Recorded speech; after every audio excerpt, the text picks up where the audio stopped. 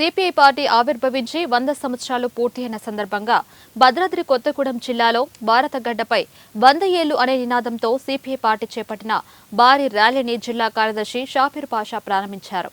ఈ సందర్భంగా జిల్లా కార్యదర్శి షాఫీర్ పాషా మాట్లాడుతూ ఉద్యమాలు అంటే సిపిఐ అంటే ఉద్యమాలు అనే స్థాయికి పార్టీని తీసుకుపోయారని అన్నారు. ఈ పార్టీ ఆవిర్భావం నుంచి ఎంతో మంది పెద్ద పెద్ద నాయకులు పార్టీ కోసం పనిచేశారని, వారు అంత నిబద్ధతతో పనిచేయడం వల్లనే ఇప్పుడు ఈ సిపిఐ పార్టీకి ఇంత బలం చేకూరిందని ఆయన అన్నారు.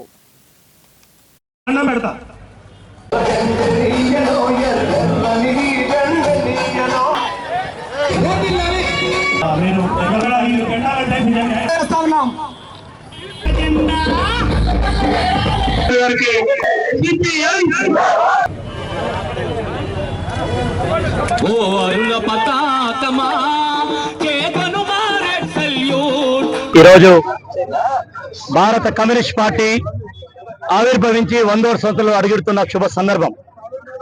1925లో కాన్పూర్లో ఏర్పాటైనటువంటి కమ్యూనిస్ట్ పార్టీ ఈ దేశ జాతీయోద్యమ పోరాటంలో అగ్రభాగాన్ని నిలబడి భారత స్వతంత్ర పోరాట వీరులని స్ఫూర్తినిచ్చిన జెండా ఇది.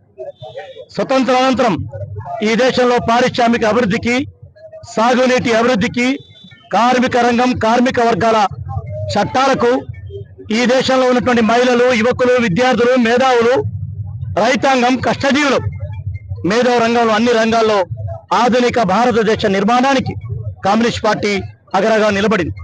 భారత కమ్యూనిస్ట్ పార్టీ 100 ఏళ్ల చరిత్ర త్యాగాలతో కూడుకున్నది.